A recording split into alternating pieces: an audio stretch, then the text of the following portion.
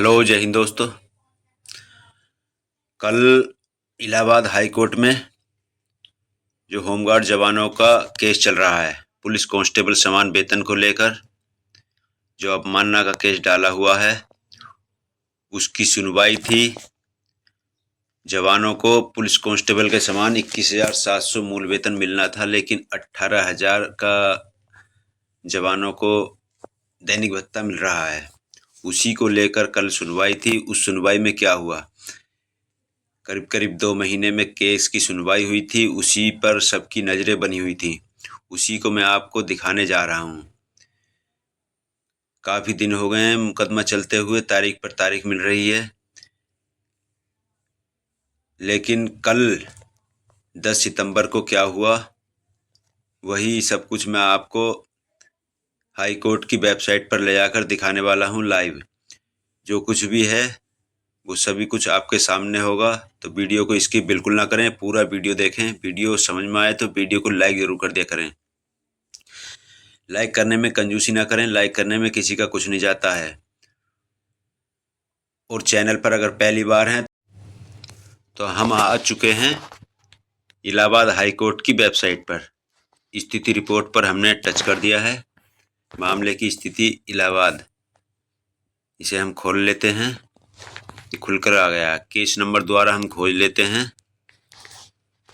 Case का प्रकार सबसे पहले इसमें दर्ज करेंगे। केस का प्रकार है CAPL, तो CAPL हम इसमें दर्ज कर देंगे, यानी कि सिविल अवमानना, सिविल आवेदन, अवमानना आवेदन सिविल। केस नंबर इसमें दर्ज कर देंगे 5598।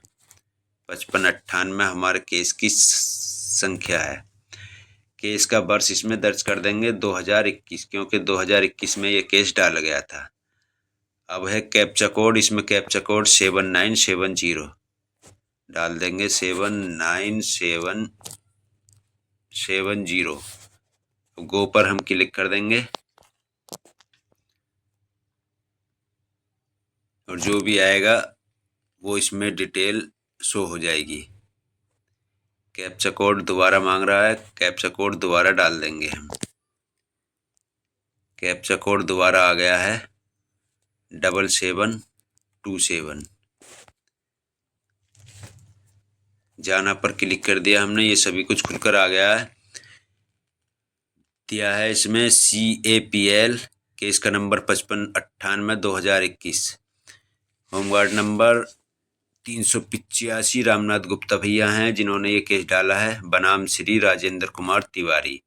आगे इसकी डिटेल देख लेंगे, क्या डिटेल दी है।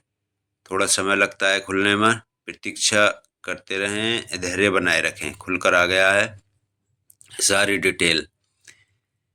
इसमें दे दिया है अगली सुनवाई। अगली सुनवाई की तारीख दे रखी है इसमें 26/9/2025, यानी 15 दिन बाद दी है तारीख। कोई बात नहीं, तारीख लग गई, धैर्य बनाए रखें। एक न एक दिन सभी जवानों को न्याय जरूर मिलेगा। और काफ़ी जवान परेशान थे इस सुनवाई को लेकर, क्योंकि काफ़ी दिन में, करीब करीब 2 महीने में सुनवाई हुई है, इसलिए काफ़ी उत्सुकता बनी हुई थी तारीख को लेकर। तारीख में कुछ हुआ नहीं है, फिर भी मैं आपको निर्णय आदेश दिखाई देता हूँ। जो भी निर्णय हुआ होगा वो नीचे दिखा दिया जाएगा। ये निर्णय आदेश देखने पर हम आ गए हैं, ये हमने टच कर दिया इस पर। अगर कोई निर्णय आदेश आया होगा तो सभी कुछ इसमें दे दिया जाता है। जैसे ये तारीखें दी हैं, इन तारीखों में जो जो जजमेंट आया वो सब में दे दिया था। अगर कल की तारीख में भी दिया होता तो 10/9/2025 करके इसमें भी देखना लिखा होता। इसलिए कोई जजमेंट नहीं आया है। जैसे ही कोई जजमेंट आएगा मैं इस पर नज़र बना कर रखूँगा, सबसे पहले आपको प्रोवाइड कराने की कोशिश करूँगा। थोड़ा समय लग जाता है मुझे भी वीडियो अपलोड करने में।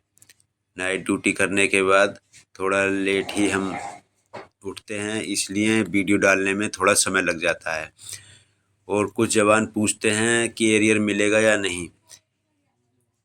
हमें उम्मीद है 2016 से, यानी कि दिसंबर 2016 से अब तक का, जिस दिन भी हम केस जीतेंगे या केस का जजमेंट आएगा उस दिन तक का हमें पूरा एरियर मिलेगा। हर जवान को, प्रत्येक जवान को एरियर मिलेगा और सभी के खाते में एरियर भी जाएगा। चिंता न करें, धैर्य बनाए रखें, माननीय न्यायालय पर विश्वास रखें। और मैं कई बार आपसे बता भी चुका हूँ कि जिस जवान के भी जहाँ लिंक हैं माननीय विधायक या माननीय एमएलए एमपी पर या किसी मंत्री जिससे भी आपके संपर्क हैं, अपनी सुनवाई लिखित रूप में वहाँ तक पहुँचाते रहें। क्योंकि आपने देखा होगा बिहार में डायरेक्ट सरकार ने ही होमगार्ड जवानों को पुलिस कांस्टेबल के समान वेतन का लाभ दे दिया है और लागू भी हो गया है। उत्तराखंड में जवानों को 12 छुट्टी भी मिलती हैं वर्ष भर में, और वहाँ पर तो यानी कि उत्तराखंड में तो पीआरडी जवानों को भी 12 छुट्टी वर्ष में मिल चुकी हैं। आदेश आ चुका है, उस पर भी मैंने वीडियो बना दी है।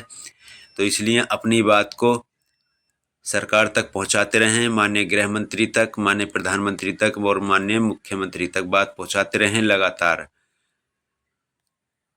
जिसके भी जहां कनेक्शन है, जहां लिंक हैं, जहां संबंध हैं, अपनी बात को लिखित में पहुंचाएं। लिखित में याद रहता है मुँह ज़बानी, क्योंकि जो भी माननीय हैं, चाहे भले ही मुख्यमंत्री हों, प्रधानमंत्री हों या माननीय गृह मंत्री हों, इनको लिखित में ही याद रहता है। क्योंकि ऐसी बातें नहीं रहती याद, क्योंकि बहुत से काम होते हैं इनको।